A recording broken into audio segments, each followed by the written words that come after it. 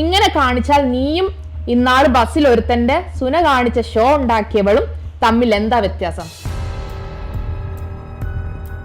സണ്ണി ലിയോണിനെ പോലെ ഒരാളാണെന്നുണ്ടെങ്കിൽ ആളുകൾ എങ്ങനെയാണ് കാണുന്നതെന്ന് ചിന്തിച്ചിട്ടുണ്ട്. രണ്ട് ഫയർ ഇടും, പിന്നെ ലവ് ഇടും, അക്ക ഉയരും. പെൺകുട്ടികളെ ബൈക്ക് ഓടിച്ചിട്ടാണ് ആക്സിഡന്റ് വന്നത്.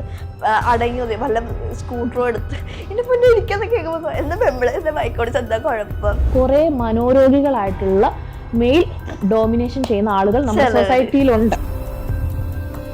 അപ്പം ടോട്ടല് 222 സ്റ്റിച്ച് അതിന് മേളിലുണ്ട്. ചില സമയത്ത് നമ്മൾ പലർക്കും ഓപ്ഷൻ ആവേണ്ട ഒരു സിറ്റുവേഷൻ പോലെ വരും. പ്രയോറിറ്റി എന്ന് പറയുക ഓപ്ഷൻ ആവേണ്ട ഒരു സിറ്റുവേഷൻ പോലെ വരും. അത് ഭയങ്കരമായിട്ടൊരു ഇതാണ്. മാരീഡ് ആയിരുന്നു. ഇപ്പൊ അല്ല, ഇപ്പം ഡിവോഴ്സ്ഡ് ആണ്. സിമ്പതിയുടെ പേരിൽ എനിക്ക് ഇരിക്കണ്ട എവിടെയും. എനിക്ക് സിമ്പതിയുടെ പേരിൽ ഇരുന്ന് കഴിഞ്ഞാൽ ശരിയാവത്തില്ല. തോക്കാൻ ഞാൻ തയ്യാറല്ല. ഒരു പ്രാവശ്യം തോറ്റ്, ഇനി എനിക്ക് റിപ്പീറ്റഡ് ആയിട്ട് തോക്കാൻ തയ്യാറല്ല. ലൈഫിൽ ഇനി സക്സസ് ആവട്ടെ, നാളെ എല്ലാവരും അറിയപ്പെടുന്ന ഒരു പൊസിഷനിലോട്ട് എത്തും. കരയാണോ? അങ്ങനെയല്ലേ ചി, കരച്ചില് വരും, സ്വാഭാവികമാണ്.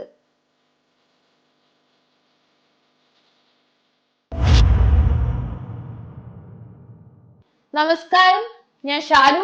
ഫൺ വിത്ത് സ്റ്റാർസിന്റെ പുതിയ എപ്പിസോഡിലേക്ക് എല്ലാവർക്കും സ്വാഗതം.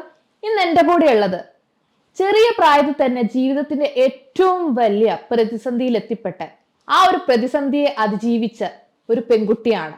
വെൽക്കം ചെയ്യാം ജോബ്ന എന്ന് അറിയപ്പെടുന്ന കാറ്റ്. Welcome to the show. Hi ചേച്ചി. ഹായ്, എന്തൊക്കെയുണ്ട് വിശേഷം? സുഖമായിട്ടിരിക്കുന്നു. ഇപ്പൊ എങ്ങനെ പോകുന്നു ലൈഫൊക്കെ? ലൈഫ് പോകുന്നു. ഒരുവിധപ്പെട്ട ആളുകൾക്കൊക്കെ കാറ്റ് എന്ന് പറയുന്ന വ്യക്തിയെ അറിയാമായിരിക്കും. മുമ്പും കാറ്റ് പല പ്ലാറ്റ്ഫോമിലും വന്നിട്ട് തന്റെ സ്റ്റോറി പറഞ്ഞിട്ടുണ്ട്. അപ്പോഴും കാറ്റ് എന്ന് പറയുന്ന ആൾ അറിയപ്പെടാത്ത ആളുകളുണ്ട്. അവർക്ക് വേണ്ടിയിട്ടാണ് നമ്മൾ ഇന്ന് ഇന്റർവ്യൂ ആയിട്ട് വന്നിരിക്കുന്നത്. ഇപ്പം ആളുകൾക്ക് ലേറ്റസ്റ്റ് ആയിട്ടുള്ള അപ്ഡേറ്റ് അറിയണമെന്നുണ്ടാവും. അപ്പം കാറ്റിന്റെ ലൈഫിൽ 2022 ഒരു ആക്സിഡന്റ് ഉണ്ടാവുകയാണ്. ഒരു നോർമൽ ആയിട്ട് എല്ലാവരും പോയിക്കൊണ്ടിരുന്ന ലൈഫിലൂടെയാണ് കാറ്റും പോയിക്കൊണ്ടിരുന്നത്. അപ്പം പ്രേക്ഷകരോട് പറയാമോ ആ ഒരു സ്റ്റോറി? 2022 മാർച്ച് 22 എനിക്ക് ആക്സിഡൻറ്റ് ഉണ്ടായത്. ഓഫീസിലോട്ട് എല്ലാ ദിവസവും പോകുന്ന പോലെ ഓഫീസിലോട്ട് പോകുമായിരുന്നു. സഡനായിട്ട് ടാങ്ക് ലോറി വന്ന്, ഞാൻ ബൈക്ക് ഓടിക്കും. അപ്പോൾ സ്വാഭാവികമായിട്ടും എല്ലാവരും ചിന്തിക്കുക എൻ്റെ ഭാഗത്തുള്ള മിസ്റ്റേക്ക് ആയിരിക്കും എന്നാണ്. പക്ഷേ അല്ലായിരുന്നു. ഞാൻ സിഗ്നലിൽ ആ ഒരു നമ്മുടെ കളമശ്ശേരി സിഗ്നലിൻ്റെ അവിടെ നിൽക്കുമായിരുന്നു നെക്സ്റ്റ് സിഗ്നൽ വരാൻ വേണ്ടിയിട്ട്. ബട്ട് ബാക്കിൽ വന്നാണ് ലോറി ഇടിച്ചത്. പിന്നെ അവിടെ തൊട്ട് എനിക്ക് ആക്ച്വലി ഒരു സാധനം പോലും ഓർമ്മയില്ല. അതാണ്. പിന്നീട് ഹോസ്പിറ്റലായിരുന്നു. ഒരു 4-5 ദിവസം കഴിഞ്ഞിട്ടാണ് കണ്ണ് വന്നത്. കണ്ണ് വന്നപ്പോൾ ഫുള്ള് ട്യൂബും ഡോക്ടേഴ്സും നേഴ്സും എല്ലാം. എൻ്റെ ഭയങ്കരമായിട്ട് സ്ട്രഗിൾ ചെയ്തതെന്ന് വെച്ചാൽ പീരീഡൊക്കെ ഭയങ്കര സ്ട്രഗിൾ പീരീഡായിരുന്നു. എവിടെ നോക്കിക്കഴിഞ്ഞാലും ട്യൂബാണ്, ഫുൾ ട്യൂബ്, ഇവിടേക്ക് ട്യൂബ്, പിന്നെ സ്റ്റിച്ച്. പക്ഷേ എനിക്ക് കണ്ടു പറഞ്ഞപ്പോൾ സിസ്റ്റർ എന്ന് പറഞ്ഞ് ആക്സിഡൻ്റ് ആയെന്ന് പറഞ്ഞ് പണി പാളി എന്നുള്ളത് നമ്മൾ പറയത്തില്ലേ. ഞാൻ ഒരു ദിവസമൊക്കെ ആയിട്ടുണ്ടാവുള്ളൂ. ജസ്റ്റ് അരമണിക്കൂർ, എനിക്ക് എൻ്റെ മെമ്മറിയിൽ 1/2 മണിക്കൂർ മാത്രമേ ഇങ്ങനെ ഉണ്ടാവുള്ളൂ. പക്ഷെ അപ്പോഴേ പറഞ്ഞു 4 ദിവസം കഴിഞ്ഞ് മോള് വെൻറ്റിലേറ്ററിലാണ് കിടക്കണേ, ഇതാണ് എന്ന് പറഞ്ഞു. ശരി എന്നാ. ഇപ്പോൾ പിന്നെ നമ്മൾ റൂമിലോട്ടൊക്കെ ഷിഫ്റ്റ് ചെയ്തു. അതിനിടയ്ക്ക് കുറച്ച് സർജറീസൊക്കെ ഉണ്ടായിരുന്നു. സർജറീസ് എല്ലാം കഴിഞ്ഞു. എന്താ പറയുക, ഫസ്റ്റ് സർജറി എന്ന് പറഞ്ഞു കഴിഞ്ഞാൽ എൻ്റെ ആർട്ടറി കട്ടായി പോയായിരുന്നു ഹാർട്ടിലേക്കുള്ള. അത് 6 hours സെറ്റാക്കില്ലായിരുന്നെങ്കിൽ ഒന്നല്ലെങ്കിൽ കൈ മുറിച്ച് കളയേണ്ട സിറ്റുവേഷൻ, അല്ലെങ്കിൽ റിസ്ക് ആയിരുന്നു, കോംപ്ലിക്കേറ്റഡ് ആയിരുന്നു ഓവറോൾ. അപ്പോൾ അതിൻ്റെ സർജറി ആയിരുന്നു. പിന്നെ അത് കഴിഞ്ഞിട്ട് എനിക്ക് ആ പിറ്റേ ദിവസം തന്നെ എൻ്റെ നെർവ് ബ്രേക്ക് ആയി പോയായിരുന്നു.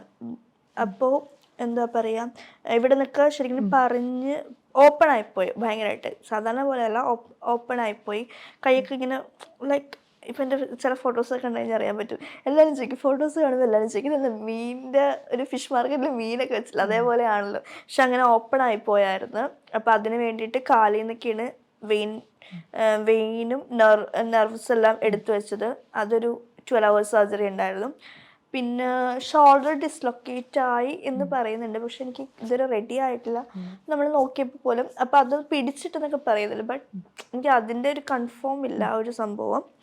അത് കഴിഞ്ഞ് പിന്നെ ഒരു 1 week നമ്മുടെ വെന്റിലേറ്റർ, ICU, പിന്നെ റൂം. അത് കഴിഞ്ഞപ്പോഴാണ് 1 വീക്ക് കഴിഞ്ഞിട്ടാണ് എൻ്റെ മോൺ ഒടിഞ്ഞു പോയായിരുന്നു. അപ്പോൾ അതിന് വേണ്ടി സർജറി ചെയ്തിട്ടുണ്ട്. ടീത്ത് മൊത്തം പോയാ? ആ 1 2 3 നല്ല തന്നെ ഭംഗിയില്ലേ പുതിയ പല്ല്. അതെ. അപ്പോൾ ഫുള്ള് പോയായിരുന്നു. അപ്പോൾ എന്ത് സംബന്ധിച്ച് കഴിഞ്ഞാൽ അതിന് വേണ്ടി മീൻസ് പോയതല്ല, മോളിലോട്ട് കയറിപ്പോയി. അപ്പോൾ ഒരു ഇത്, അപ്പോൾ മോണയും അപ്പച്ചു ഫുള്ളായിട്ട് ബ്രോക്ക് ചെയ്ത് പോയി. അങ്ങനെയൊക്കെ ആയപ്പോഴേക്കും അതിന് ചെയ്തായിരുന്നു. അത് കഴിഞ്ഞിട്ട് ആ ഒരു ടൈമിൽ തന്നെയായിരുന്നു ട്യൂബ് ഇട്ടിട്ടുണ്ടായിരുന്നു. അപ്പോൾ ഇവിടെ നമ്മുടെ ഒരു ട്യൂബ് ഇടത്തില്ലേ, നല്ല ബ്ലഡും ചീത്ത ബ്ലഡും, അപ്പോൾ അതിൻ്റെയൊക്കെ ട്യൂബൊക്കെ റിമൂവ് ചെയ്തായിരുന്നു. പിന്നെ കുറച്ച് കഴിഞ്ഞപ്പോഴേക്കും നമ്മൾ 1 മന്ത് കഴിഞ്ഞപ്പോഴേക്കും ലെഫ്റ്റ് ഹാൻഡിനും ചെറിയ പ്രശ്നം കിട്ടിയായിരുന്നു. അപ്പോൾ ലെഫ്റ്റ് ഹാൻഡിനൊക്കെ സർജറി ചെയ്തായിരുന്നു. ഫുൾ സർജറിയാണ്, ഫുൾ ഓവറോൾ. അപ്പം ടോട്ടല് 222 സ്റ്റിച്ച് അതിന് മേളിലുണ്ട്. ഇവിടെ ഒന്നും എനിക്ക് കൗണ്ട് ചെയ്യാൻ പറ്റത്തില്ല, കാരണം ഇവിടെ തൊട്ട് ഇവിടെ വരെ ഓപ്പൺ ആയിട്ടിരിക്കുക. അവിടെ ഒന്നും ഞാൻ കൗണ്ട് ചെയ്തിട്ടില്ല. ഞാൻ ഇവിടെ ബോറൊക്കെ അടിച്ച് ഇങ്ങനെ ചുമ്മാ കാലിലേക്ക് ഇങ്ങനെ കൗണ്ട് ചെയ്ത് ഇങ്ങനെ നിൽക്കും. പിന്നെ ഇവിടെയൊക്കെ കൗണ്ട് ചെയ്തപ്പോൾ അങ്ങനെയൊക്കെ എൻ്റെ ഒരു ഇത് വെച്ചിട്ടാണ് എനിക്ക് വിസിബിൾ ആയിട്ടുള്ള കൗണ്ടിങ്ങിലാണ് ഞാൻ പറഞ്ഞത്. ചിലപ്പോൾ അതിലും കൂടുതലുണ്ടാവും. ഇന്നറായിട്ട് ചെയ്തത് ഒരുപാട്. പക്ഷെ എനിക്ക് ഒരു കാര്യം പറയുകയാണെന്ന് വെച്ച് കഴിഞ്ഞാൽ ആ സമയത്ത് ആ ലോറിക്കാരനോട് ഫസ്റ്റ് ഓഫ് ഓൾ താങ്ക്സ് ഉണ്ട്. കറക്റ്റ് ടൈമിൽ എന്നെ ഹോസ്പിറ്റലിൽ എത്തിച്ച് ഫസ്റ്റ് എന്നെ കിൻഡർന്ന് ഹോസ്പിറ്റലിലേക്കായിരുന്നു. അവിടെ നിന്ന് ഡോക്ടർ കറക്റ്റ് റെഫർ ചെയ്ത് ഡോക്ടർ പറഞ്ഞു ഇത് ആർട്ടറി കട്ടാണ്, വേഗം തന്നെ. എന്നോട് 3 ഹോസ്പിറ്റലിൽ പറഞ്ഞു, എന്നോടല്ല സോറി എൻ്റെ അമ്മയോട് പറഞ്ഞു ചൂസ് ചെയ്യാൻ പറഞ്ഞു. ഈ സ്ഥലത്ത് മാത്രമേ ഡോക്ടേഴ്സ് ഉള്ളൂ. അവിടെ നിന്ന് നേരെ എന്നെ ലോജിലോട്ട് ഷിഫ്റ്റ് ചെയ്തു. ലോജിലെ ഡോക്ടേഴ്സ് നല്ല രീതിയിൽ എന്നെ ടേക്ക് കെയർ ചെയ്തു.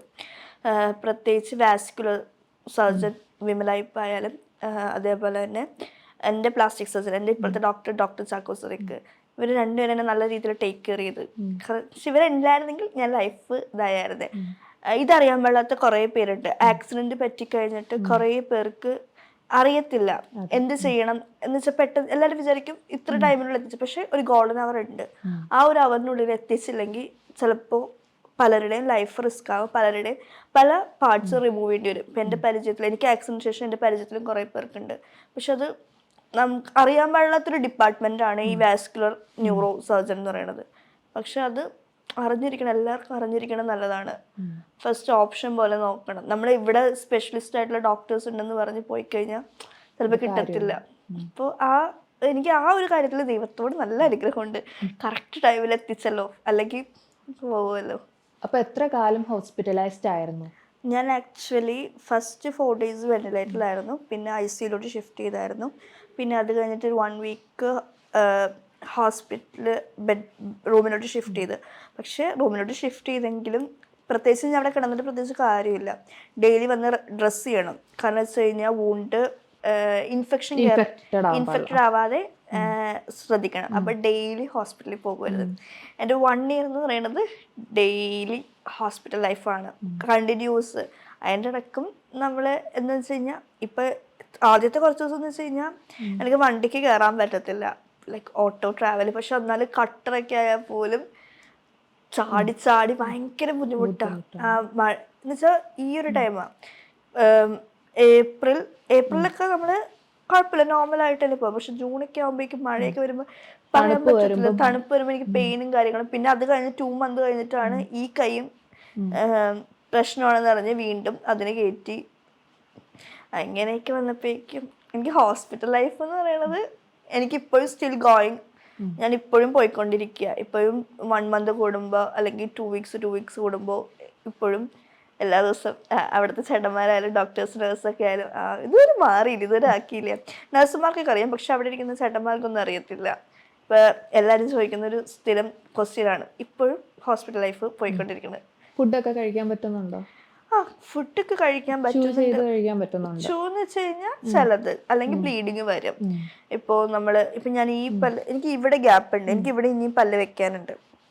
അപ്പോൾ ഈ സൈഡ് കഴിക്കാൻ പറ്റാത്ത വരുമ്പോൾ നമ്മൾ ഈ സൈഡ് വെച്ച് കഴിക്കാം. അപ്പോൾ ഈ സൈഡ് ബ്ലീഡിങ് വരുമ്പോഴേക്കും അങ്ങനെ കുറച്ച് ബുദ്ധിമുട്ടുണ്ട്. പക്ഷെ നമ്മളത് ബോധം ചെയ്യാതെ ഇങ്ങനെ പോകുന്നു. മാരീഡ് ആയിരുന്നു? ഇപ്പം ഡിവോഴ്സ് ആണ്. ആ ഒരു സമയത്ത് പാർട്ട്ണർ ഉണ്ടായിരുന്നോ കൂടെ? എങ്ങനെയാണ്? ആ ഒരു സമയത്ത് ഉണ്ടായിരുന്നില്ല.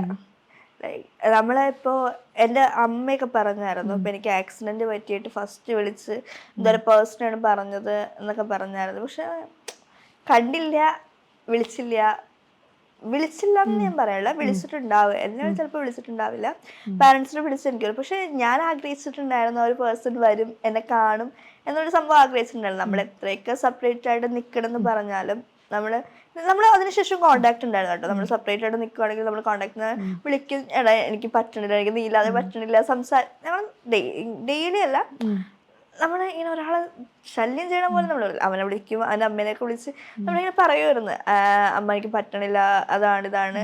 നമ്മൾ ആക്സിഡന്റ് ആവുന്നതിന് മുമ്പ് പോലും നമ്മൾ സംസാരിച്ചായിരുന്നു, നമ്മൾ കണ്ടായിരുന്നു, ഇതാക്കിയായിരുന്നു. എടി ഇതാണ് സിറ്റുവേഷൻ, എൻ്റെ ഒരു സിറ്റുവേഷൻ കാര്യം പറഞ്ഞു. അപ്പോൾ ഈ ഒരു റീസൺ ആണ്, കൂടെയുള്ള ഒരാളെ വിടാനും പറ്റത്തില്ല, പിന്നെ വേറൊരു മീൻസ് കൂട്ടുപിടിക്കാനും പറ്റത്തില്ല എന്നുള്ള ഒരു സിറ്റുവേഷൻ പോലെ വരത്തില്ലേ, അതുപോലത്തെ ഒരു അവസ്ഥ. ഞാൻ ഇങ്ങനെ പറഞ്ഞു. പക്ഷെ എന്നാലും എനിക്ക് എവിടേക്കൊരു ഹോപ്പ് തന്നൊരു ഇതുണ്ടായിരുന്നു നമുക്ക്. മീൻസ് ഞാൻ ഹോപ്പ് വെച്ചിട്ടുണ്ട്, പുള്ളി അതുണ്ടാവില്ല, പക്ഷെ പുള്ളിയുടെ ചില പ്രവൃത്തികൾ എനിക്ക് ഹോപ്പ് പോലത്തെ ഒരു ഫീൽ ഉണ്ടായിരുന്നു. പക്ഷെ അത് കഴിഞ്ഞ് 2 weeks കഴിഞ്ഞിട്ടാണ് ആക്സിഡന്റ് ആയത്. ആയിക്കഴിഞ്ഞു നമ്മള് ഫസ്റ്റ് ഞാൻ വിളിച്ചപ്പോൾ ഇല്ല, എനിക്ക് പൂച്ചകളുണ്ട്, എനിക്ക് ക്യാറ്റ്സ് ഉണ്ട്. അപ്പോൾ ഞാൻ വിളിച്ചത് എനിക്ക് വെന്റിലേറ്ററിൽ നോക്കുമ്പോൾ നമ്മൾ അമ്മയപ്പൊക്കെ പുറത്തല്ല പറഞ്ഞിട്ട് എനിക്ക് എൻ്റെ പൂച്ചനെ വിളിച്ചൊരു വെളുപ്പിന് 2 മണിക്കേട്ടാ എനിക്ക് പൂച്ചയെ കാണണം എന്നൊക്കെ പറഞ്ഞിട്ട് ഭയങ്കര ബഹളമൊക്കെ ആയിരുന്നു. എന്നിട്ട് വിളിച്ച് അപ്പം പറഞ്ഞേടാ എനിക്ക് ആക്സിഡന്റ്, നീ എപ്പോഴാണ്? വരാം വീട്ടിൽ വരാം. അത് കഴിഞ്ഞ് നമ്മൾ വീട്ടിലേക്ക് ഷിഫ്റ്റ് ആയിട്ടും നമ്മൾ വന്ന് ജസ്റ്റ് ഒന്ന് മീറ്റ് ചെയ്യുക, കാണുക. അല്ലെങ്കിൽ ഞാൻ ഇത്രയും നാൾ ആ ഒരു പേഴ്സണിൻ്റെ കൂടെ ആയിരുന്നല്ലോ, ഇത്ര നല്ല ലൈഫ് സ്പെൻഡ്. നമ്മളെ ഇപ്പം എത്രയൊക്കെ ഇതാണെന്ന് പറഞ്ഞു കഴിഞ്ഞാലും നമ്മൾ വിളിച്ചു വന്നില്ല. പക്ഷെ എനിക്ക് അതൊരു ഫെയർ ആയിട്ടുള്ള റീസൺ ആയിട്ട് എനിക്ക് തോന്നുന്നില്ല. അതായത് നമ്മുടെ മോശമായ ഘട്ടത്തിൽ ഒരാളും നമ്മുടെ ജീവിതത്തിൽ വരത്തില്ല, ചിലപ്പോൾ വരാതിരിക്കുകയായിരിക്കും ഏറ്റവും ബെറ്റർ. അല്ലെങ്കിൽ ഞാൻ വീണ്ടും പഴയതുപോലെ ആ ഒരു പേഴ്സണില് ഇങ്ങനെ നിൽക്കും.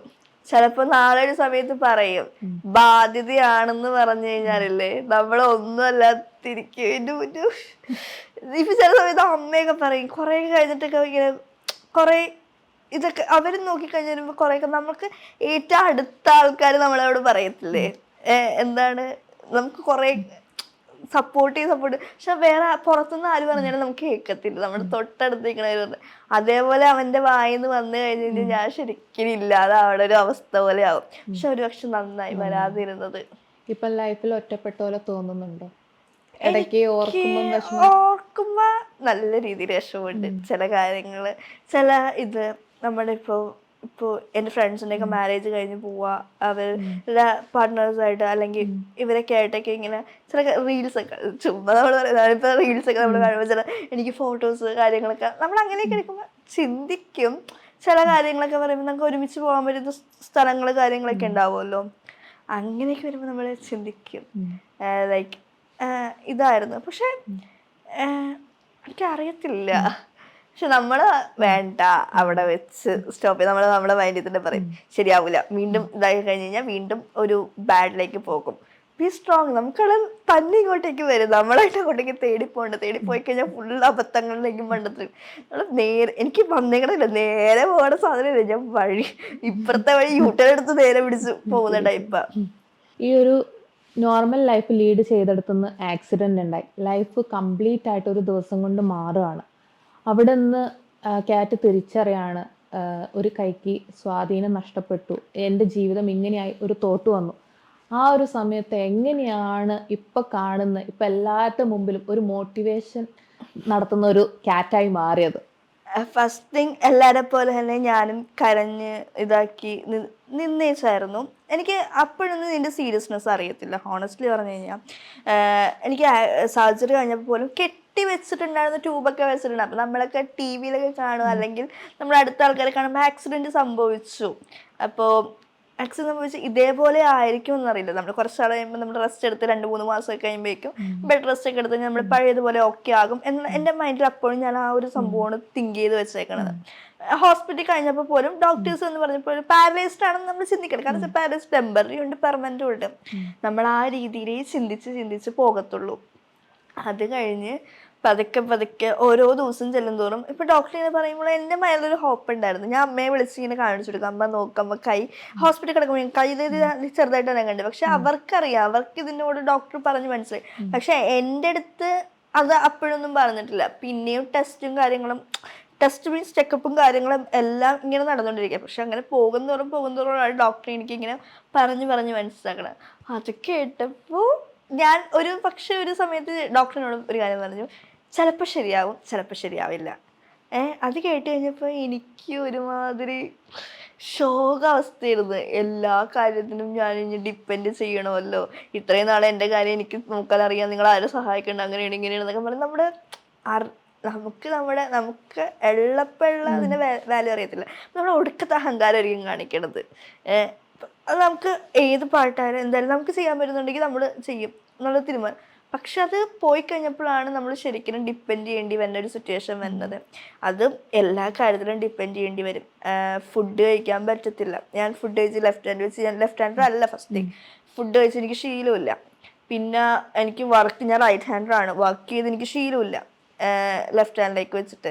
പിന്നെ എന്താ പറയുക, എനിക്കിപ്പോൾ ചില സമയത്ത് എനിക്ക് ലൈക്ക് എനിക്ക് ഓരോ സമയത്ത് ഇങ്ങനെ മൂടി തുറക്കുക, ഇപ്പം ബോട്ടിലൊക്കെ തുറക്കുക, അല്ലെങ്കിൽ ഫുട്പാത്തിൽ തുറക്കുക.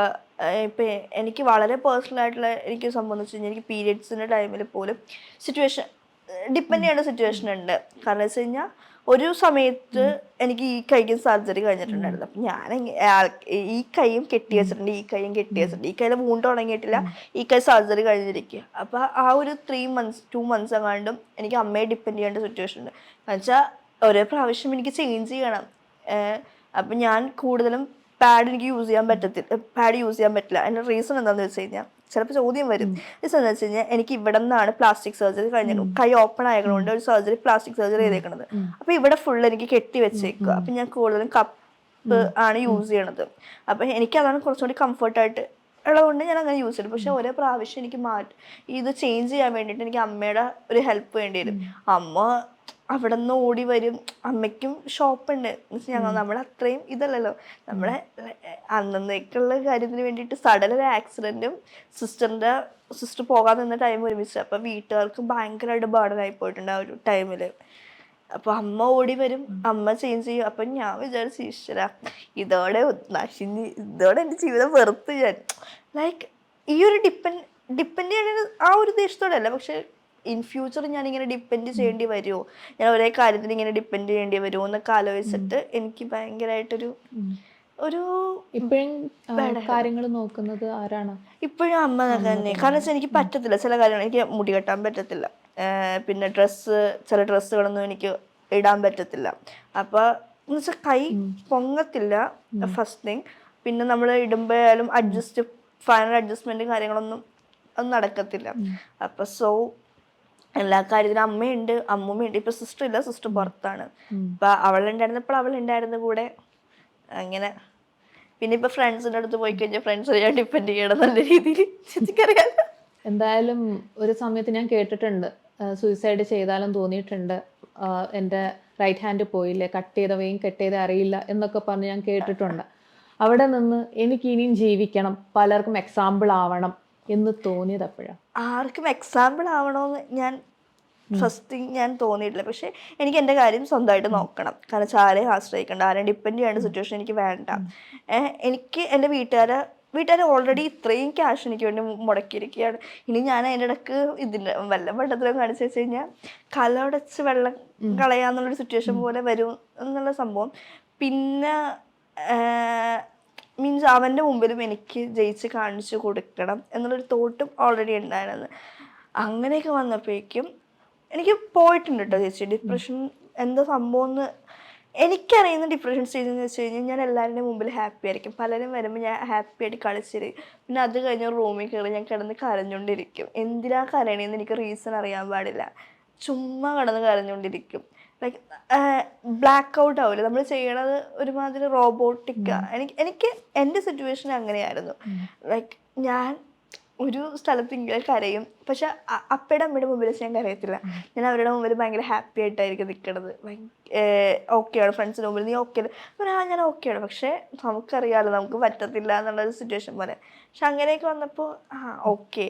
അപ്പോൾ ഇപ്പം ഞാനിപ്പോൾ ചില സമയത്ത് എൻ്റെ കൈ പൊള്ളിയിട്ടുണ്ട് കേട്ടോ. അതിന് ശേഷം കൈ ചൂടുവെള്ളം വീണിട്ടുണ്ട് കയ്യിൽ, റൈറ്റ് ഹാൻഡിൽ. പക്ഷെ കോംപ്ലക്സ് വന്നപ്പോഴാണ് നമ്മൾ ഇത് ചെക്ക് ചെയ്തപ്പോൾ അറിഞ്ഞത് എനിക്ക് അവിടെ പെയിൻ അറിയുന്നില്ല. അപ്പം ഞാൻ ആലോചിച്ചു സൂയിസൈഡ് ചെയ്താൽ എന്താ കുഴപ്പം, ജസ്റ്റ് വേദനയൊന്നുമില്ല, പെയിനൊന്നും അറിയണില്ല. ലൈക്ക് ആയിക്കോട്ടെ നമുക്ക് ഓക്കെ ശരി ഒരു ഉറങ്ങണ പോലത്തെ ഒരു ഫീൽ ആയിരിക്കുമല്ലോ എന്നൊക്കെ ആ സമയത്ത് ചിന്തിച്ച്. പിന്നെ അത് കഴിഞ്ഞിട്ട് പിന്നെയും ഓരോ ദിവസവും വേഴ്സ്റ്റായി, ഓരോ ദിവസം കണ്ടീഷൻ വേഴ്സ്റ്റായി വന്നപ്പോഴേക്കും വേണ്ട ഇങ്ങനെ പോയാൽ ശരിയാവില്ല. നേരെ ഞാൻ എൻ്റെ ഫസ്റ്റ് തിങ് ഞാൻ ലെഫ്റ്റ് ഹാൻഡ് വെച്ച് വർക്ക് ചെയ്യാൻ പറ്റും എന്നുള്ള സംഭവം കുറച്ച് പാടായിരുന്നു. എനിക്ക് മൗസ് കാര്യങ്ങളെല്ലാം കൺട്രോൾ ചെയ്ത് പിടിക്കാൻ വേണ്ടി പാടായിരുന്നു. ഞാൻ ചേട്ടനെ വിളിച്ചു, എൻ്റെ ഇപ്പോഴത്തെ കമ്പനിയിലോട്ട് ഞാൻ വിളിച്ച് ഞാൻ ചോദിച്ചു, ചേട്ടൻ ഞാൻ ജോയിൻ ചെയ്തോട്ടെ, ഞാൻ ട്രെയിനി ആയിട്ടായിരുന്നു ഞാൻ ജോയിൻ ചെയ്തോട്ടെ, ടൈം എടുക്കും ബട്ട് ഞാൻ ക്വാളിറ്റി ഒന്നും ലോസ് വരുത്തത്തില്ല, ഞാൻ ബെറ്റർ ആയിട്ട് ചെയ്യാം എന്നുള്ള സംഭവം പോലെ. വീഡിയോ എഡിറ്ററായിട്ട്. അപ്പോൾ അവരെന്നെ അക്സെപ്റ്റ് ചെയ്തത് എന്താണെന്നറിയില്ല. എനിക്ക് ആ ഒരു സമയത്ത് എനിക്കൊരു പിടിവള്ളി എന്നുള്ള സംഭവം. കാരണം EMIs കാര്യങ്ങളെല്ലാം ഉണ്ട്. എനിക്കെൻ്റെ വീട്ടുകാരോട് ചോദിക്കാൻ പറ്റില്ല. കാരണം ഓൾറെഡി ഇതാക്കിയിട്ട് ഓൾറെഡി പെൻഡിങ്സ് ഒക്കെ വന്നിട്ടുണ്ട്, കുറേ പെൻഡിങ്സ് വന്നിട്ടുണ്ട്. നമ്മൾ ഒരു ഫാമിലി ലൈഫിലേക്ക് പോകുമ്പോൾ ഒരുമിച്ചുണ്ടാവുന്ന കുറേ ബാധ്യതകളും കാര്യങ്ങളൊക്കെ ഉണ്ടാവില്ല. നമ്മൾ സെപ്പറേറ്റ് ആയി കഴിഞ്ഞാലും അത് അവരവരുടെ ആണെങ്കിൽ അവരവരെ അടയ്ക്കേണ്ട സിറ്റുവേഷനൊക്കെ ആയിരിക്കും. അപ്പോൾ അതിൻ്റെയൊക്കെ ബാലൻസ് ഇപ്പോഴും ഞാൻ അടച്ചുകൊണ്ടിരിക്കുന്നുണ്ട്. അപ്പോൾ മുന്നോട്ട് പോയിക്കൊണ്ടിരിക്കണം. പിന്നെ എനിക്ക് ഫോട്ടോസ് എടുക്കാൻ ഭയങ്കര ഇഷ്ടം. പിന്നെ ഞാൻ എൻ്റെ ഇമോഷൻസ് കാര്യങ്ങളൊക്കെ ഞാൻ ഫോട്ടോസ് ഇങ്ങനെ ഡെയിലി ഇട്ടിട്ടു. ഈ ഒരു സിറ്റുവേഷൻ ആയിട്ട് കൂടി വീഡിയോ എഡിറ്റർ ആയിട്ടാണ് വർക്ക് ചെയ്യുന്നത്. അത് തന്നെ വലിയൊരു ഇൻസ്പിറേഷനാണ്. വേറെ ആരും ചെയ്യാത്ത ഈ ഒരു സ്റ്റേജ് ആകുമ്പോഴേക്കും ലൈഫും അടുത്തിരിക്കുന്ന ആളുകൾക്ക് ഒരു മെസ്സേജ് തന്നെയാണ് ജോബിന് കൊടുക്കുന്നത്. അതല്ലെന്ന് പറയാൻ പറ്റില്ല. അങ്ങനെ ചോദിച്ചാൽ എനിക്കറിയത്തില്ല, ഹോണസ്റ്റ്ലി എനിക്കറിയത്തില്ല ഞാൻ ആർക്കെങ്കിലും ഇൻസ്പയറിങ് ആണോ കൊടുക്കുന്നുണ്ടോ ഒന്നും എനിക്കറിയത്തില്ല. പക്ഷെ ഞാൻ ഒരു റീൽ ഇട്ടതിന് ശേഷം പലരും പറഞ്ഞു ഞാൻ ഈ ഒരു സിറ്റുവേഷനിലാണ് കണ്ടിരുന്നത്. ഞാൻ നോർമലായിട്ട് എങ്ങനെയാണോ ഇരിക്കുന്നത് ഞാൻ അതേപോലെ തന്നെ ഇരിക്കാൻ ആഗ്രഹിക്കുന്നത്. എനിക്ക് ഫോട്ടോസ് എടുക്കാൻ ഭയങ്കര ഇഷ്ടമായതുകൊണ്ട് ഞാൻ ചിലപ്പോൾ ഈ സ്വിങ് ചിലപ്പോൾ ഊരിയിടും, ചിലപ്പോൾ ഞാൻ സ്വിങ് ഇടാതെ എടുക്കും. പക്ഷെ എനിക്ക് ഇഷ്ടം ചിലപ്പോൾ നല്ല ഔട്ട്ഫിറ്റ് ആണെങ്കിൽ ഞാൻ നല്ല രീതിയിലായിരിക്കും. എനിക്ക് സ്വിങ്ങിൻ്റെ ആവശ്യമില്ല, ഞാൻ സ്വിങ് ഇടാതിരിക്കുമ്പോഴായിരിക്കും കുറച്ചുകൂടി ഭംഗി, ഫോട്ടോ എടുക്കുമ്പോൾ കുറച്ചുകൂടി അടിപൊളിയായിട്ട് കിട്ടണതാണ്. അപ്പം ഞാൻ അതുകൊണ്ടൊക്കെ ആയിരിക്കും. അപ്പം ഞാൻ പറഞ്ഞു എനിക്ക് ഇതേപോലെയാണെന്ന് പറഞ്ഞ്. അപ്പം തൊട്ടാണ് ഓരോരുത്തർ ലൈക്ക് നമ്മളോട് ചോദിക്കണത് എന്താണ് സംഭവം, എങ്ങനെയാണെന്നുള്ളത്. ഇപ്പം ഫോട്ടോസ് എടുക്കാൻ ഒരുപാട് ഇഷ്ടപ്പെടുന്ന ആളാന്ന് പറഞ്ഞു. ഒരുപാട് ബോൾഡ് ഷൂട്ട്സ് ഒക്കെ ക്യാറ്റ് ചെയ്തിട്ടുണ്ട്. ബോൾഡ് ഷൂട്ട്സ് മീൻസ് അങ്ങനെയല്ല, കുറച്ച് എക്സ്പോസിങ് ആയിട്ടുള്ള ടൈപ്പ് ഷൂട്ട്സ് ഒക്കെ ചെയ്തിട്ടുണ്ട്. അപ്പോഴും ആളുകൾ നെഗറ്റീവ് പറഞ്ഞു വരാറുണ്ടോ? ആക്ച്വലി ഇപ്പോഴാണ് എനിക്ക് നെഗറ്റീവ് പറഞ്ഞുകൊണ്ട് വരുന്നത്. പക്ഷെ ഞാൻ പറയട്ടെ, ഞാൻ ആക്സിഡൻറ്റിന് ശേഷമാണ് ഞാൻ കുറച്ചും കൂടി മേക്ക് ഓവർ ആയെന്ന് വേണമെങ്കിൽ പറയും, കുറച്ചുകൂടി ബോൾഡ് ആയത്. കാരണം വെച്ചാൽ ഞാനിപ്പോൾ എനിക്ക് എൻ്റെ കാര്യം നോക്കണം എന്നുള്ള സംഭവം, എനിക്ക് പെർഫെക്റ്റ് ആയിട്ട് നിൽക്കണം, ഞാൻ ആരെയും ബോധിപ്പിക്കേണ്ട ആവശ്യമില്ല. മീൻസ് എൻ്റെ വീട്ടുകാരെ, എൻ്റെ സിസ്റ്ററിനെ മാത്രം ഞാൻ ഡിപ്പെൻഡ് ചെയ്താൽ മതി. വേറെ ആരെയും എനിക്ക് ഇന്നതുപോലെ ഓക്കെ ആണോ ഓക്കെ ആണോ, നമ്മൾ നേരത്തെ എങ്ങനെയായിരുന്നു അങ്ങനെയാണ് നമ്മൾ എക്സ്ട്രീമിന് ഞാൻ വേറൊരു വെർഷനായി. കാരണം വെച്ചാൽ മറ്റത് നമുക്കൊരാളുടെ കൂടെ ഉണ്ട്, അയാളായിരിക്കും നമ്മുടെ വേൾഡ് കാര്യങ്ങൾ. ഇപ്പം എൻ്റെ കൂടെ നിൽക്കുന്ന ഇപ്പം എൻ്റെ പഴയ ഇപ്പം എൻ്റെ ഒരു ചേട്ടൻ ഉണ്ട്. ആ ചേട്ടൻ പറയും നല്ല ചേഞ്ച് വന്നിട്ടുണ്ട് കേട്ടോ നേരത്തെ ഉണ്ടായതിൽ വെച്ച് നോക്കുമ്പോൾ. ഇപ്പോൾ എനിക്ക് ബ്രദർലി ഇപ്പോൾ പുള്ളി പറയും നീ നേരത്തെ എന്ന് പറയുമ്പോൾ ആ ഒരു പേഴ്സൺ ആയിരുന്നു നിൻ്റെ വേൾഡ്, നീ നിന്നെപ്പറ്റി ശ്രദ്ധിക്കില്ലായിരുന്നു. പക്ഷേ ഇപ്പം നീ നിന്നെപ്പറ്റി ശ്രദ്ധിച്ചു തുടങ്ങി, നിന്നെപ്പറ്റി മാറ്റി തുടങ്ങി. ഞാൻ നേരത്തെ ഫോട്ടോസ് എടുക്കുമായിരുന്നു, ഞാൻ മൊബൈലിൽ ഫോട്ടോസ് എടുക്കുമായിരുന്നു, ഞാൻ പോസ്റ്റ് ചെയ്യുമായിരുന്നു.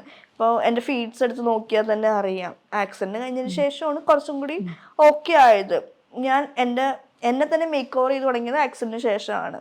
എനിക്ക് ഞാൻ ആക്സിഡൻറ്റ് പറ്റി ഒരുമാതിരി എനിക്ക് അടങ്ങി ഇരിക്കേണ്ട സിമ്പതിയുടെ പേരിൽ എനിക്ക് ഇരിക്കേണ്ട എവിടെയും. എനിക്ക് സിമ്പതിയുടെ പേരിൽ ഇരുന്ന് കഴിഞ്ഞാൽ ശരിയാവത്തില്ല. സോ സിമ്പതി വന്നു കഴിഞ്ഞ് കഴിഞ്ഞാൽ നമ്മൾ ഇതാണ് എന്നുള്ളൊരു കൺസെപ്റ്റ് പോലെ വരും. സോ എനിക്ക് കുറച്ചും കൂടി ഓക്കെ ആയിട്ട് നിൽക്കണം, അപ്പം ഞാൻ പെർഫെക്റ്റ് ആയിട്ട് നിൽക്കണം എന്നുള്ളത് എന്നെ കൊണ്ട് പറ്റുന്ന രീതിയിൽ ഞാൻ ഫോട്ടോസ് അപ്ലോഡ് ചെയ്യും. അപ്പോൾ ഓരോ ഷൂട്ട്സ് ഒക്കെ വരുമ്പോൾ ഞാൻ ഓക്കെ ആയിരിക്കും. പതുക്കെ എന്താ പറയുക, മീൻസ് എനിക്ക് ഓക്കെ ആയിട്ടുള്ളത്, എനിക്ക് കംഫർട്ട് ആയിട്ടുള്ള സാധനങ്ങൾ ഞാൻ അപ്ലോഡ് ചെയ്യുന്നുണ്ട്. ഞാൻ എൻ്റെ സിസ്റ്ററിനോട് കാണിച്ചു കൊടുക്കും. ഫസ്റ്റ് ഞാൻ സിസ്റ്ററിനെ കാണിച്ചു, എടി ഞാൻ ഓക്കെയാണ്, ഞാൻ പോസ്റ്റ് ചെയ്തോട്ടെ. അവൾ പറയും ചേച്ചി ചെയ്തോളാൻ പറയും. എനിക്ക് താഴെയുള്ളത് അവളാണ്. എനിക്ക് അവളുടെ ഒരു ഓക്കെ കിട്ടിക്കഴിഞ്ഞ് കഴിഞ്ഞാൽ എനിക്ക് വേറെ ആരെയും ഇതാക്കേണ്ട ആവശ്യമില്ല. പക്ഷേ ഇപ്പോഴും ആൾക്കാർ ചിന്തിക്കുന്നത് ആക്സിഡൻറ്റ്. എനിക്ക് വന്നേക്കുന്ന ഒരു കമൻ്റ് ഉണ്ട്, ലൈക്ക് കമൻറ്റ് വന്നേക്കണമെന്ന് വെച്ച് കഴിഞ്ഞാൽ ആക്സിഡൻറ്റ് പറ്റിയിട്ടും ദൈവത്തോട് പ്രാർത്ഥിച്ച് എവിടെയെങ്കിലും അടങ്ങി ഒതുങ്ങി ജീവിക്കാൻ നോക്കുക, അങ്ങനെ എന്തോ ഒരു ടൈപ്പ് കമൻ്റാണ്. പക്ഷെ ഞാൻ ആക്സിഡൻറ്റ് പറ്റിയെന്നുള്ളത് ഞാൻ എന്തിനാ അടങ്ങി ഒതുങ്ങി ജീവിക്കണത്? എനിക്ക് ലൈക്ക് ഞാൻ ആക്സിഡൻറ്റ് പറ്റി, ഇനി എൻ്റെ ലൈഫ് അവിടെ വെച്ച് അവസാനിച്ച് എന്ന് കരുതിയിട്ട് ഇരിക്കണ്ടേ, ഒരു ആവശ്യം എനിക്കില്ല. എന്തായാലും ആ പുള്ളി പറഞ്ഞ കമന്റ് ഞാൻ വായിക്കാം.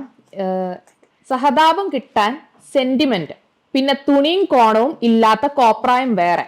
ഇങ്ങനെ കാണിച്ചാൽ നീയും ഇന്നാള് ബസ്സിൽ ഒരുത്തന്റെ സുന കാണിച്ച ഷോ ഉണ്ടാക്കിയവളും തമ്മിൽ എന്താ വ്യത്യാസം?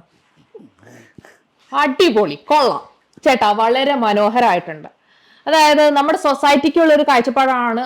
ഞാൻ മുമ്പും വേറൊരു കുട്ടിയെ ഇന്റർവ്യൂ ചെയ്തപ്പം ആ കുട്ടിക്കും ചെറുതായിട്ടൊരു പ്രോബ്ലം ഉണ്ടായിരുന്നു. അവരോടൊക്കെ പറയുന്ന കേസ് ഇതാണ്, നമ്മൾ പെർഫെക്റ്റ് ആയിട്ടിരിക്കുക, പെർഫെക്റ്റ് ആയവർക്ക് മാത്രം ചെയ്യാനുള്ളൊരു പ്ലാറ്റ്ഫോമാണ് റീൽ എന്ന് പറയുന്നുണ്ട്. ഇപ്പൊ നമുക്ക് എന്തെങ്കിലും പറ്റിക്കഴിഞ്ഞാൽ, ഇപ്പൊ നമുക്ക് ആക്സിഡന്റ് പറ്റുമോ അല്ലെങ്കിൽ നമുക്ക് ജന്മന എന്തെങ്കിലും പ്രോബ്ലം പറ്റിയിട്ടോ ഇരിക്കുന്ന ആളുകൾ ഒരിക്കലും ഇതിനു മുമ്പിൽ വരരുത്. അങ്ങനെയുള്ള ഒരു കോമാളികളാണ് അവരൊക്കെ. എന്തിനാണ് പ്രശസ്തി നേടുന്നത് എന്നുള്ള സൊസൈറ്റിക്ക് ഒരു കാഴ്ചപ്പാടുണ്ട് അല്ലേ? ശരിക്കും ഈ ഒരു കമന്റിനെ പറ്റി പറഞ്ഞപ്പോഴാണ് അതൊന്ന് വായിക്കാന്ന് തോന്നി ഞാൻ വായിച്ചത്. ശരിക്കും എനിക്ക് ഭയങ്കരമായിട്ട് ദേഷ്യം വരുന്നുണ്ട്. കാരണം ഇതുപോലെ ആളുകളുടെ ചിന്താഗതിയാണ്. അതെ ചേച്ചി ഞാൻ പറഞ്ഞത്, നമ്മള് എന്താ പറ്റി, നമ്മളൊരു ആക്സിഡന്റ് പറ്റിയാണെങ്കിൽ നമുക്ക് എന്തെങ്കിലും സംഭവിച്ചു കഴിഞ്ഞാൽ എല്ലാവരുടെയും വിചാരം നമ്മളൊരു സ്ഥലത്ത് അടങ്ങി ഒതുങ്ങി ഇരിക്കണം എന്നുള്ളൊരു വിചാരമാണ്.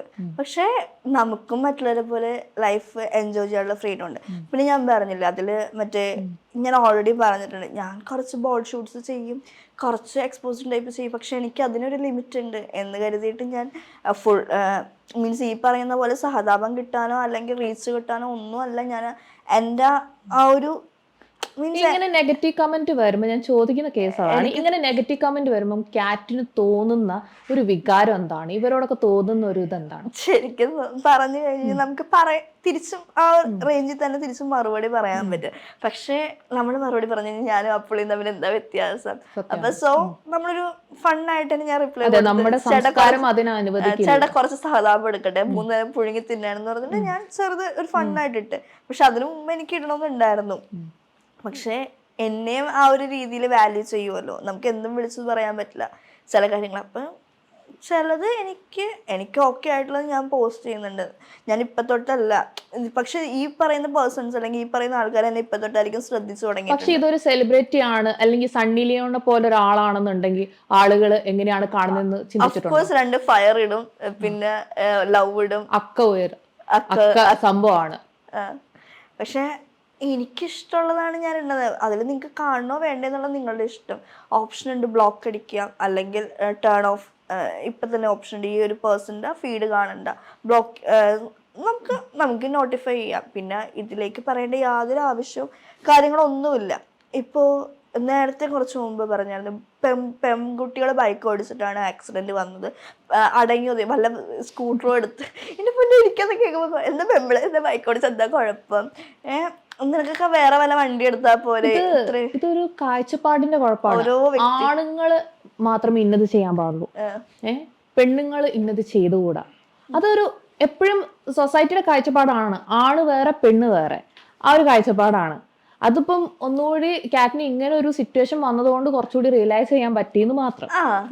ഇപ്പോ എൻ്റെ വീട്ടിൽ പറയും, ചില കാര്യങ്ങളൊക്കെ പറയും, പെൺപിള്ളേരൊക്കെ അടങ്ങി ഒതുങ്ങി നിൽക്കണം. ഇപ്പം ഞാൻ പറയും, അമ്മൂമ്മയൊക്കെ ഉണ്ട് വീട്ടിൽ. അപ്പം നമ്മൾ പറയുമ്പോൾ ഒരു ഇതുണ്ടാവും, നമ്മളായിട്ട് നിന്നാൽ പോലെ, നമ്മൾ മറ്റുള്ളവരെ ബോധിപ്പിക്കണ്ടേ. കാരണം വെച്ച് കഴിഞ്ഞാൽ എനിക്ക് എന്നെ അറിയാം, അമ്മയ്ക്കും അറിയാം, എൻ്റെ വീട്ടുകാർക്കും അറിയാം.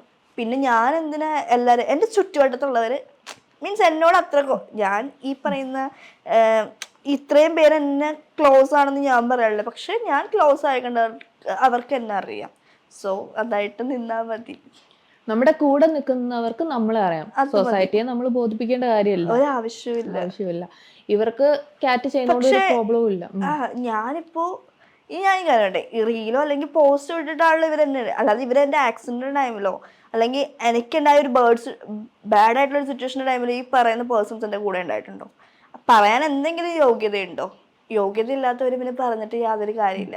എല്ലാവരും പറയും പ്രാർത്ഥിക്കുമ്പോൾ പ്രാർത്ഥിച്ചിട്ട് ഒരു മൂലയിലിരിക്കുക, അല്ലെങ്കിൽ എന്താ പറയാ അടങ്ങി ഒതുങ്ങിയിരിക്കുക. ഇനി ദൈവത്തോട് പ്രാർത്ഥിക്കും. ദൈവത്തോട് ഞാൻ പ്രാർത്ഥിക്കുന്നുണ്ട്. ഞാൻ എല്ലാ ദിവസവും എനിക്ക് കുട്ടി പറയാൻ പറ്റും ഞാൻ ദൈവത്തോട് പ്രാർത്ഥിക്കട്ടെ, ഇതാക്കണ്ട്, ഞാൻ പ്രാർത്ഥിക്കണ്ട്.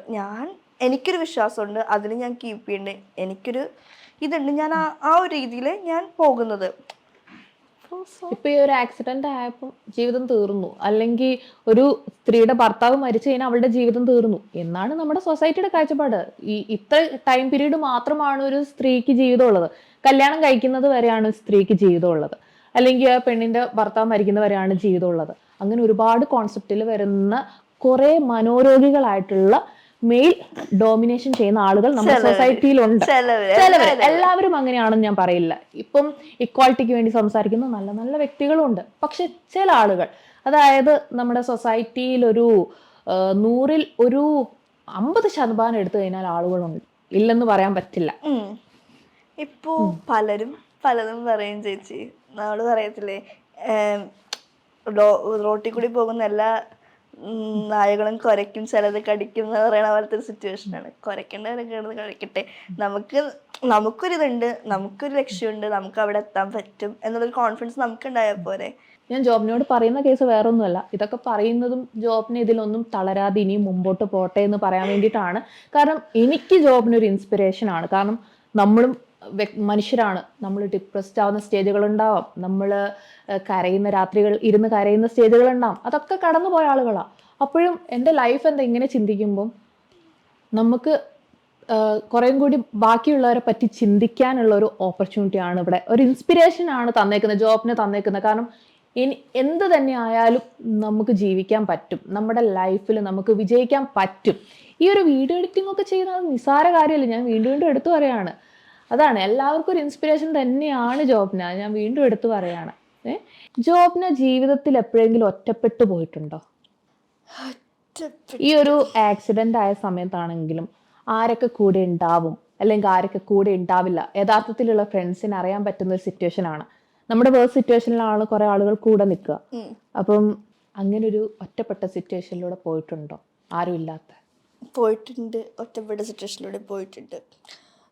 മീൻസ് ഞാനൊരു ഡിപ്രഷൻ സ്റ്റേജിലേക്ക് പോയി എന്ന് പറഞ്ഞില്ലേ, അപ്പോൾ ആ ഒരു സിറ്റുവേഷനിൽ ഫ്രണ്ട്സ് ഉണ്ടായിരുന്നു, കുറച്ച് പേരുണ്ടായിരുന്നു. പക്ഷെ അവരെ എനിക്ക് എപ്പോഴും ഒരു ഡിപ്പെൻഡ് ചെയ്യാൻ പറ്റുന്നൊരു സിറ്റുവേഷൻ ആയിരുന്നില്ല.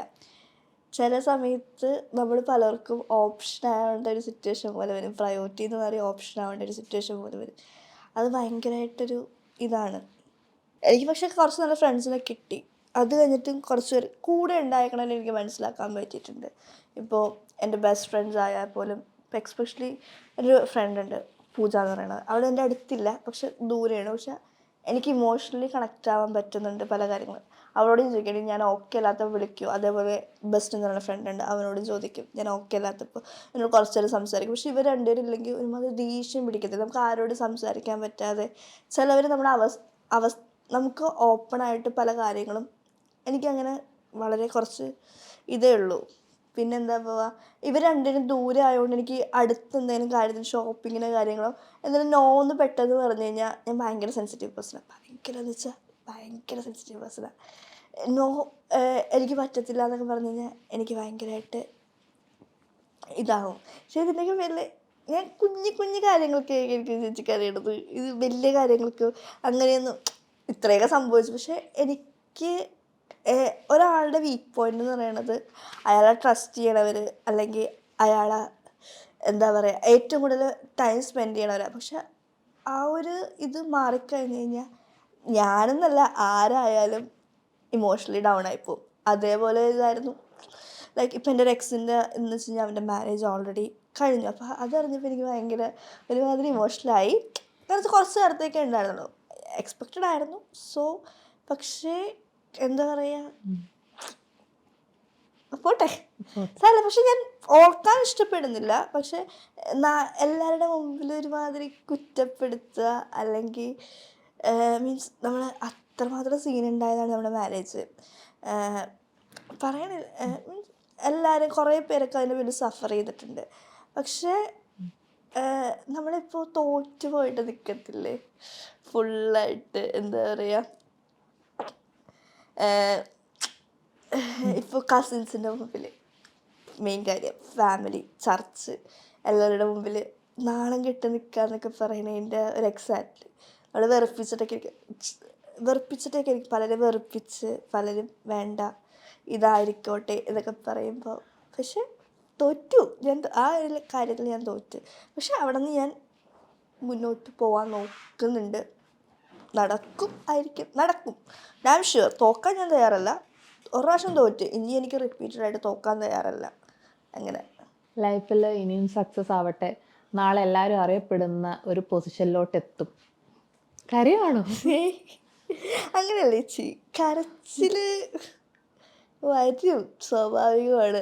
നമ്മൾ ഫെയിലിയർ ആയിപ്പോയി കഴിഞ്ഞാൽ ലൈഫിൻ്റെ കൂടെ. ജോബിനെ ഫെയിലിയർ ആണെന്ന് ആരാ പറഞ്ഞത്? അല്ല, ലൈഫിൻ്റെ കാര്യത്തിൽ ഈ ഒരു കാര്യത്തിലോട് ഫെയിലിയർ ആയിക്കഴിഞ്ഞാൽ ആയതാണ്. സോ വരും. നമ്മുടെ ജീവിതത്തിൽ ഡിസിഷൻസ് തെറ്റാം, പക്ഷെ എന്ന് കരുതി എപ്പോഴും തെറ്റില്ല. കാരണം ഒരു ഡിസിഷൻ തെറ്റിക്കഴിഞ്ഞാൽ, ഞാൻ പഠിച്ചൊരു പാഠമാണ്, അത് നമ്മുടെ ജീവിതത്തിൽ നല്ലതൊന്ന് തിരഞ്ഞെടുക്കാനുള്ള ഡിസിഷൻ ആയിരിക്കും. ഒന്നിൽ തോറ്റുപോയി കഴിഞ്ഞാലും വേറൊന്നിൽ വിജയിക്കാനുള്ള, അതിൽ നിന്ന് ഒരുപാട് പാഠങ്ങൾ നമ്മൾ പഠിച്ചു. ഓരോ ദുരനുഭവങ്ങളും നമുക്ക് പുതിയ പാഠങ്ങളാണ്. ഇത് ഞാൻ പറഞ്ഞു തരേണ്ട കാര്യമില്ല, ഇപ്പോൾ ജോബിനേക്ക് എക്സ്പീരിയൻസ് വെച്ച് തന്നെ അറിയാം. ഒരുപാട് കാര്യങ്ങളിൽ നിന്ന് ഒരുപാട് പാഠങ്ങൾ ഈ ഒരു ചെറിയ പ്രായത്തിൽ, ഇപ്പോൾ എനിക്ക് തോന്നുന്നു 25 അല്ലേ, 26 ആവുന്നു. ഒരു ചെറിയ പ്രായത്തിൽ തന്നെ ഒരുപാട് കാര്യങ്ങൾ പഠിക്കാനും മനസ്സിലാക്കാനും ജോബിനേക്ക് സാധിച്ചിട്ടുണ്ട് ഇല്ലേ? പിന്നെന്തിനാണ് ഇമോഷണൽ ആവുന്നത്? ചില സമയത്ത് ഇമോഷണൽ ഞാൻ എപ്പോഴും, ഞാൻ പറഞ്ഞില്ലേ ഓൾറെഡി, എനിക്കറിയാം എൻ്റെ വീക്ക് പോയിന്റ് എന്താണെന്ന്. എനിക്കറിയാം, എനിക്ക് ആക്സിഡൻ്റെ പേരിലൊന്നും അല്ല. പക്ഷേ ചില കാര്യങ്ങൾ, അത് ആരായാലും അതെ, മനുഷ്യരാണ് ചേച്ചി. ചില കാര്യങ്ങളിൽ നമ്മൾ എത്രയൊക്കെ ബോൾഡാണെന്ന് പറഞ്ഞു കഴിഞ്ഞാലും നമ്മൾ ആരും കാണാതെ ഇമോഷണൽ ആവും. പക്ഷെ എനിക്കെന്തോ ആ ഒരു സമയത്ത് ഇവരെ, ഈ 2 പേര് എൻ്റെ കൂടെ ഉണ്ടായിരുന്നു, 2-3 പേര് എൻ്റെ കൂടെ ഉണ്ടായിരുന്നു, ഇപ്പോഴും ഉണ്ട്. ഇപ്പോൾ കുറച്ച് ഫ്രണ്ട്സിൻ്റെ പേരെടുത്ത് പറയുകയാണെങ്കിൽ പൂജ, ബെസ്റ്റിൻ, സയ്യ, ശാസ്തു, അങ്ങനെ കുറച്ച് പേരൊക്കെ എന്നെ ഹാപ്പി ആക്കാൻ നോക്കിയിട്ടുണ്ട്. പക്ഷേ ഇവരും കൂടി ഇല്ലായിരുന്നു എങ്കിൽ അതിൻ്റെ അവസ്ഥ എന്തായിരിക്കും? അമ്മ, അപ്പ, സിസ്റ്റർ, പിന്നെ അനിയത്തിയും ദൂരെയും കൂടി ആയിപ്പോയി. എനിക്ക് കമ്മ്യൂണിക്കേറ്റ് ചെയ്യാൻ പറ്റുന്ന ഏറ്റവും നല്ലൊരു പേഴ്സൺ, അവളും കൂടി ദൂരെ. ഒറ്റയ്ക്ക് ചില രാത്രികളിലൊക്കെ ഇല്ലേ, എനിക്കിപ്പോൾ എവിടെയും പോകണം, ഇപ്പോൾ ബസ് റൂട്ട് അല്ലെങ്കിൽ മെട്രോ റൂട്ടൊക്കെ ആയിരിക്കും കൂടുതൽ. എവിടെയെങ്കിലും പോകണമെങ്കിൽ ഞാൻ ഓരോരുത്തരുടെ കയ്യും കാലും പിടിക്കണം, അവർ വരില്ല എന്നൊക്കെ പറഞ്ഞു കഴിഞ്ഞാൽ.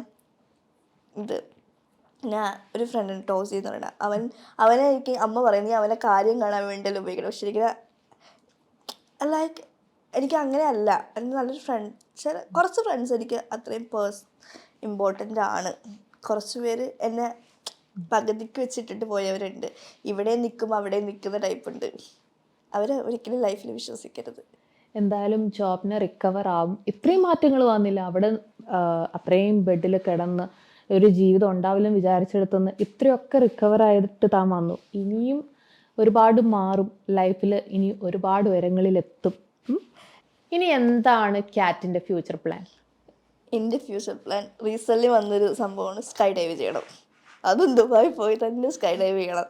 പക്ഷെ എനിക്ക് പറ്റുമോ എന്നുള്ളൊരു സംഭവം എനിക്കറിയത്തില്ല. മെഡിക്കൽ കണ്ടീഷൻസ് വെച്ചത് എനിക്കറിയാം. പക്ഷെ എനിക്ക് ചെയ്യണം, എനിക്ക് ചെയ്തേ പറ്റൂ. അത് എനിക്ക് ലക്ഷ്യമുണ്ടായിരുന്നു, ലൈക്ക് ഈ വരുന്ന ബർത്ത്ഡേക്കുള്ളിൽ ചെയ്യണമെന്നുള്ള ലക്ഷ്യമുണ്ടായിരുന്നു. പക്ഷെ നടക്കാൻ വളരെ ചാൻസ് കുറവാണ്. ബട്ട് ഞാൻ ചെയ്തിരിക്കും. പിന്നെ ട്രാവൽ ചെയ്യണം, നന്നായിട്ട് ലൈഫ് എക്സ്പീരിയൻസ് ചെയ്ത് മുന്നോട്ട് പോകണം. എനിക്ക് ചെയ്യാൻ പറ്റാത്ത കുറേ കാര്യങ്ങളുണ്ടായിരുന്നു. ബട്ട് അത് ഞാനിപ്പോൾ ചെയ്തുകൊണ്ടിരിക്കുക, ഓരോന്നേ മുന്നോട്ട് പോയിക്കൊണ്ടിരിക്കുക.